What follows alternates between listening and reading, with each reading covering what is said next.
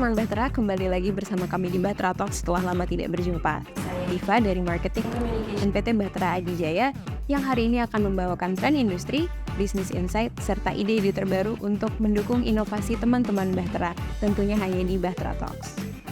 Belakangan ini masyarakat menjadi lebih paham tentang kesehatan, lebih sadar tentang kesehatan yang membuat mereka sangat menjaga asupan makanan termasuk menjaga asupan gula agar tidak berlebih. Nah, bicara tentang asupan gula dan mengurangi asupan gula pastinya tidak akan jauh dari dunia foods and beverage karena gula itu sangat digunakan oleh semua produsen pangan. Hari ini saya sudah bersama perwakilan experts dari industri foods and beverage Bahtera Adijaya untuk mengupas dan membahas tuntas mengenai regulasi gula dan juga alternatif gula yang digunakan oleh banyak produsen pangan belakangan ini. Oke, kalau gitu langsung kita persilahkan untuk Mbak Mega dan Pak Yonas untuk memperkenalkan diri ya kepada teman Bahtera. Halo teman-teman Bahtera, perkenalkan nama saya Yohanes Yonas. Saya sebagai Technical Sales untuk Food and Beverage Industry Department di PT Bahtera Adijaya dan saya sudah memiliki pengalaman 5-6 tahun untuk Food and Beverage Industry. Halo semuanya, nama saya Mega Perdana. Saya di sini sebagai R&D Food Division di PT Bahtera. Saya mempunyai pengalaman sebagai R&D di food industry selama 5 tahun.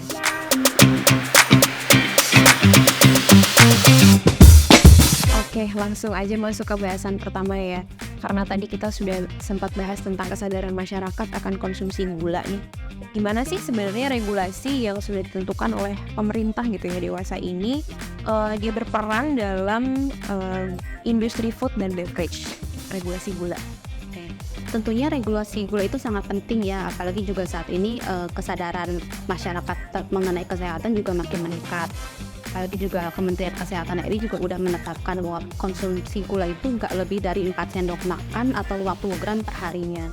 Kalau gitu regulasi ini berdampak kan ya pasti pada jenis produksi yang dapat diproduksi. Nah terus dampaknya itu tuh apa aja dan gimana kira-kira ya jadinya produknya bisa dipasarkan?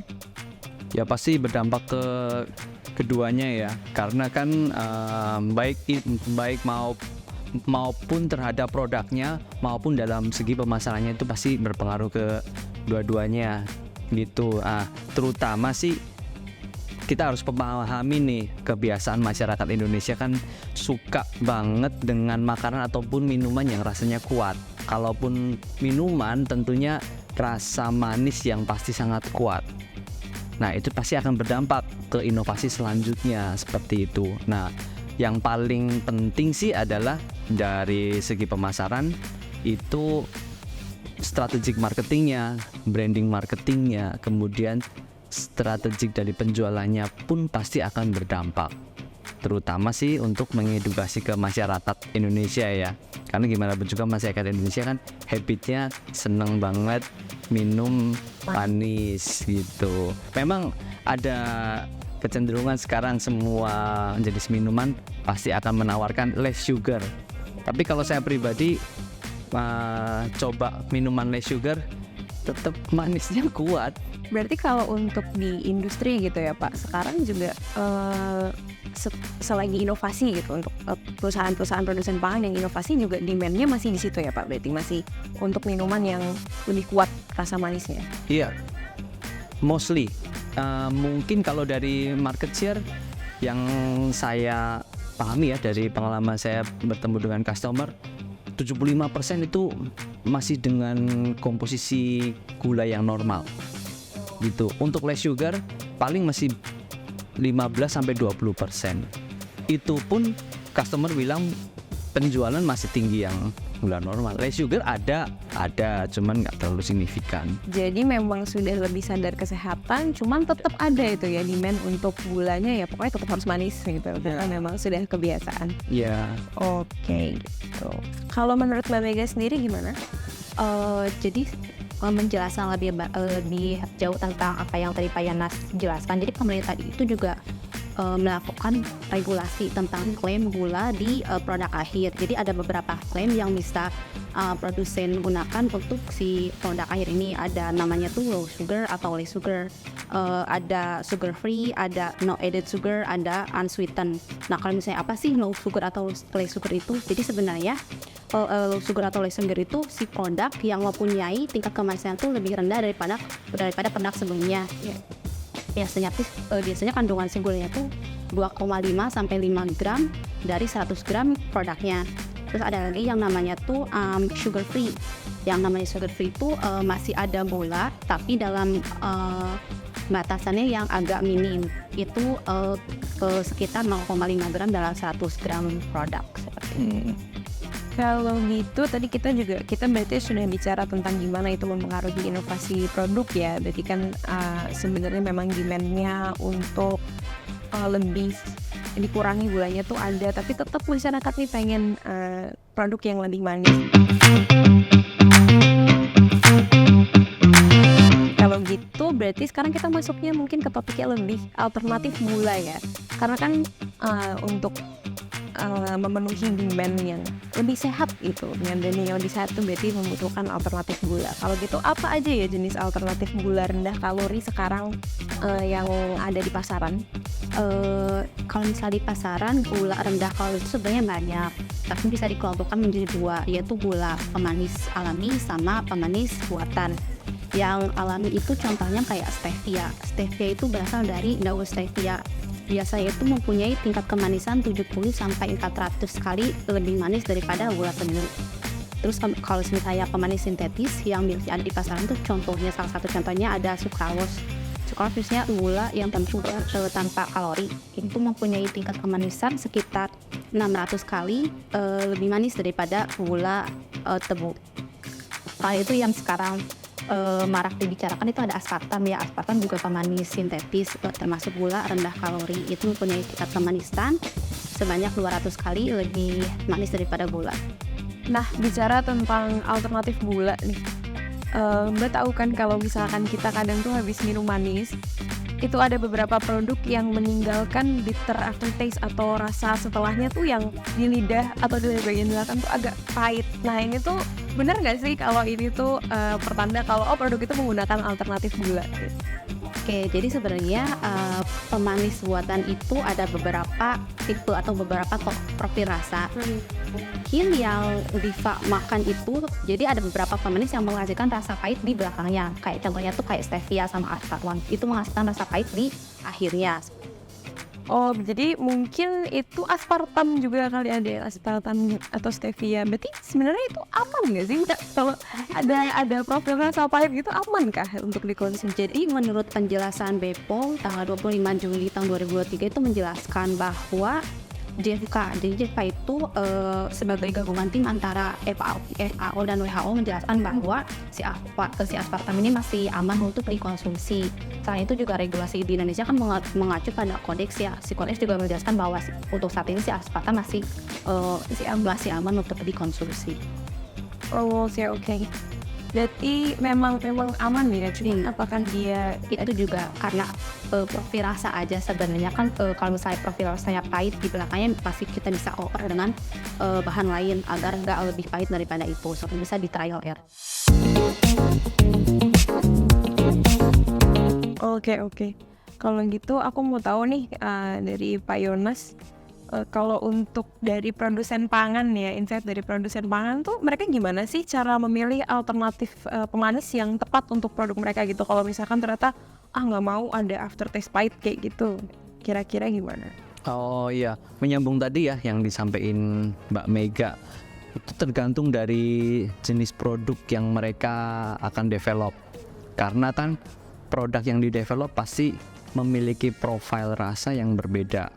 Antar satu merek dengan merek yang lain, antar produsen dengan produsen yang lain pasti punya guidance masing-masing nih untuk bisa membuat dan menciptakan produk dengan perasa dan juga rasa manis di masing-masing produknya. Seperti itu. Nah, kembali ya, tapi itu disesuaikan dengan masing-masing standar. Mereka itu sebetulnya masing-masing produsen sudah punya guideline.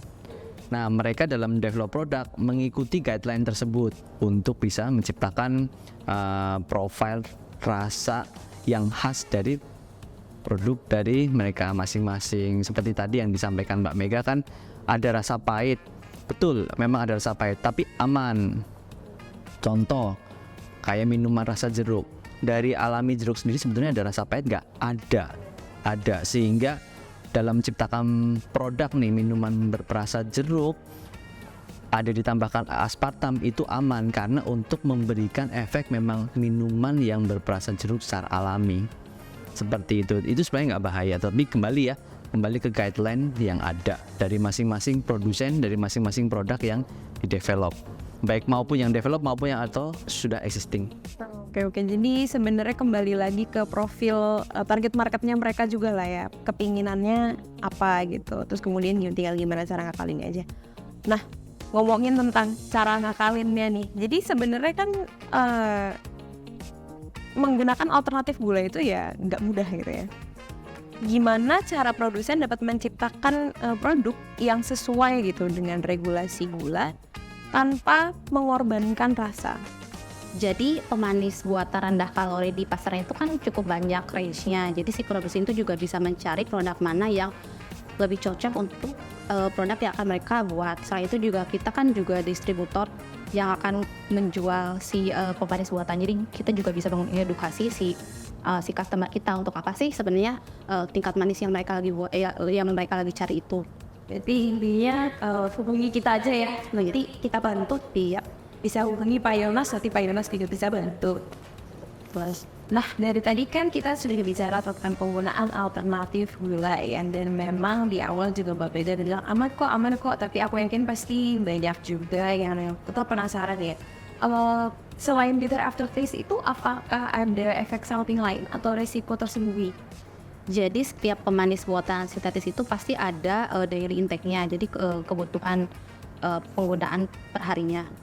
Jadi kalau misalnya aspartam nih kebutuhan daily intake-nya itu 40 mg per kilogram. Jadi kalau misalnya ada seorang yang berat badannya 50 kilo, berarti daily intake untuk aspartam dia itu cuma 2 gram per harinya. Kalau misalnya emang nggak mengkonsumsi lebih dari itu, masih aman. Gimana kalau menurut Pak Yonas?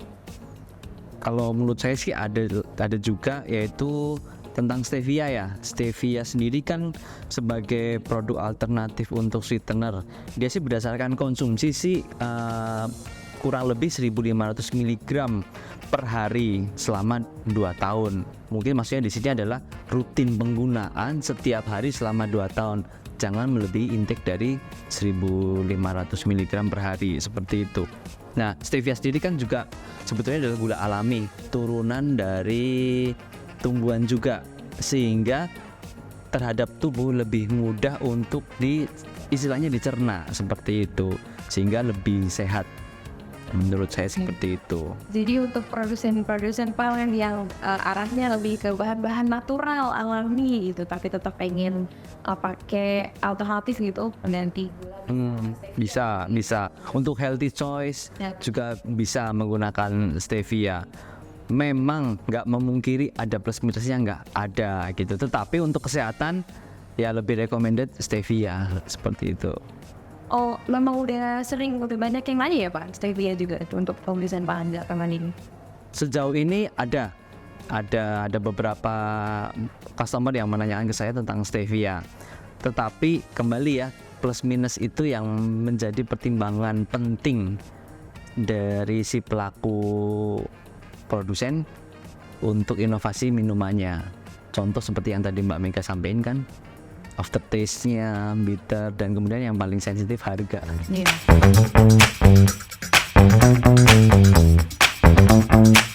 Nah, kalau gitu kan tadi kita juga udah bahas tentang stevia yang alami gitu ya. Kalau dilihat-lihat nih kayaknya sebenarnya alternatif gula ini ya cukup bagus ya, untuk ada yang alami, ada yang manisnya sampai beratus-ratus kali.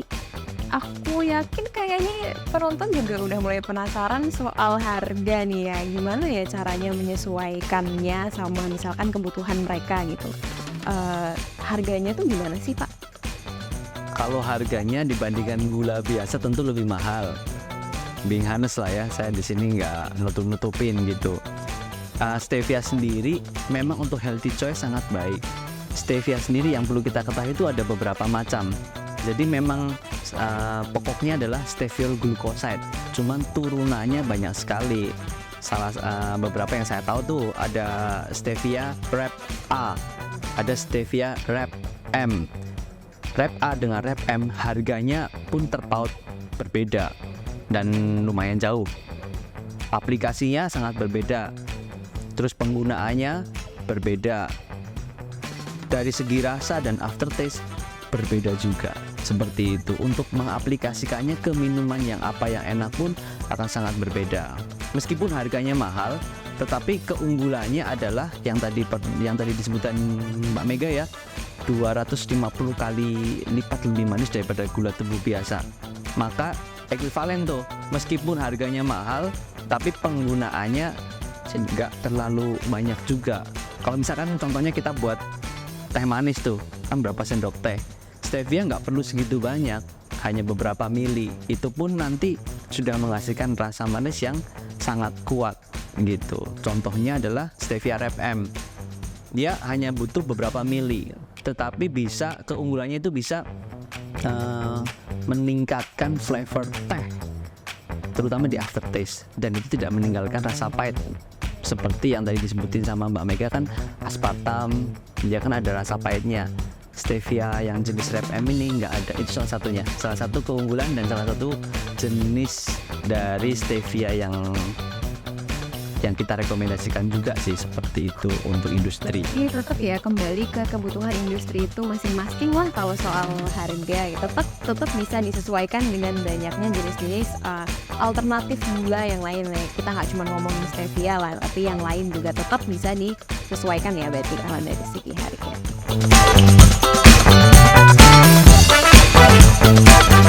Oke, jadi tadi kita udah bicara banyak tentang alternatif gula ya. Sekarang aku pengen tahu gimana sih sebenarnya caranya perusahaan dapat melakukan pelabelan produk ya. Karena kan kalau kita ngomongin mengurangi konsumsi gula, itu ada label-label yang barusan juga Mbak Mega udah bicarakan. Gimana caranya perusahaan bisa melakukan pelabelan produk mereka dengan cara yang transparan, tapi itu tetap menarik bagi konsumen gitu. Jadi low sugar tapi tetap sesuai dengan cita rasa yang diinginkan, gimana segala macamnya. Boleh Pak Yarles dulu?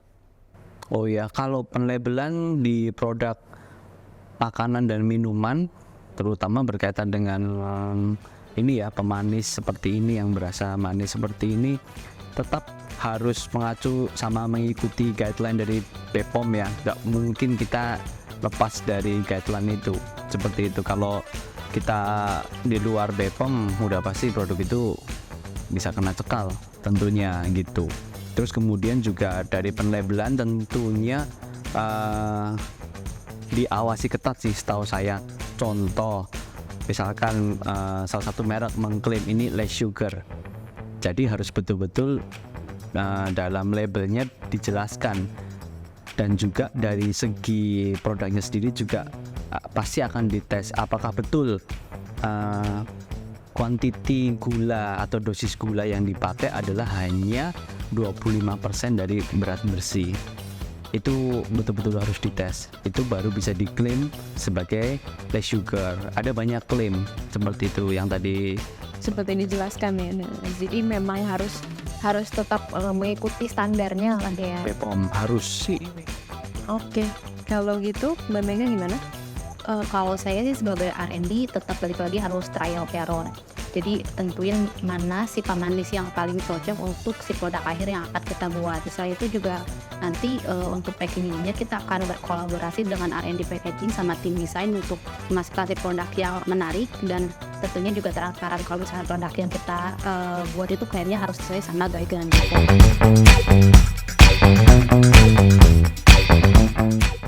Kalau gitu apa sih tantangan dan peluang yang kalian lihat untuk penggunaan gula alternatif di F&B ini?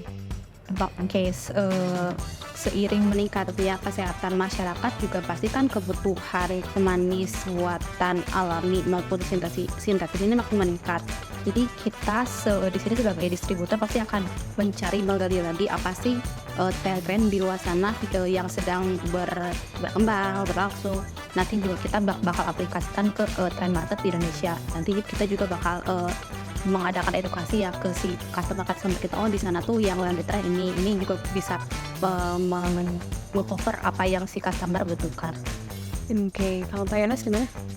Kalau dari saya sih berdasarkan pengalaman saya ketemu customer, tentunya dari alternatif ini peluangnya bagus dan juga kedepannya pasti akan berkembang gitu. Kembali tadi Mbak Mega udah sebutin ya, melihat tren jenis minuman yang berkembang di masyarakat sekarang kan lebih ke Korea. Banyak minuman juga yang seperti ke arah Taiwanese seperti milk tea, boba lah, kemudian ada juga yang lagi merebak sekarang, tiap ruko yang kosong pasti jadi si es krim itu. Tentunya kan itu menjadi sebuah tren ya, itu pun pasti akan menjadi acuan produsen-produsen untuk bisa mengikuti tren itu, seperti acuan untuk mendevelop suatu produk.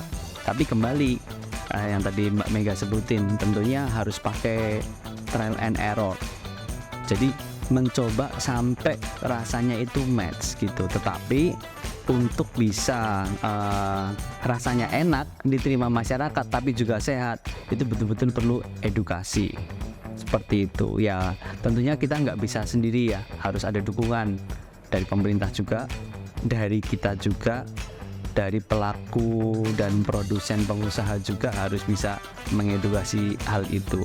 Karena habitnya orang Indonesia kembali ya, suka rasa yang manis. Andai kata ada rasa yang bergeser sedikit, pasti sensitif ke rasa sekali, nggak mungkin nggak gitu.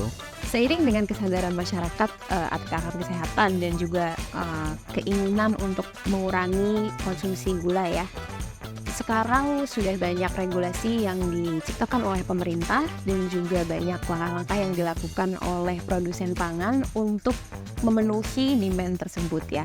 Berdasarkan apa yang kita bicarakan hari ini, juga sudah banyak label-label yang mulai di sounding oleh produsen pangan dalam produk-produk yang mereka ciptakan untuk menandakan bahwa produk ini rendah gula. Dan juga tadi kita sudah banyak bicara tentang alternatif gula yang dapat digunakan oleh banyak produsen pangan yang ternyata banyak dan sangat bisa nih disesuaikan kalau memang kedepannya ingin ada inovasi untuk produk-produk yang rendah gula. Hari ini saya ucapkan terima kasih yang banyak untuk Mbak Mega dan Pak Yonas sudah hadir di sini untuk berbagi ilmu dan berbagi cerita juga sama kita. Terima kasih guys. Kualitas dimulai dari dasar. Jangan lupa akan selalu ada Bahtera yang akan terus mendukung inovasi teman Bahtera. Jika ada pertanyaan bisa langsung tinggalkan di kolom komentar di bawah video ini atau bisa ke website kami di www.bahteraadijaya.com. Bisa juga langsung ke Instagram kami di @pt_bahteraadijaya. Kalau teman-teman ingin langsung tanya-tanya tentang dunia foods and beverage atau mendapatkan insight menarik tentang dunia foods and beverage apa aja sih yang lagi trending sekarang, bisa ke @bahtera.fnd di Instagram. Sampai ketemu di video Bahtera Talks yang selanjutnya.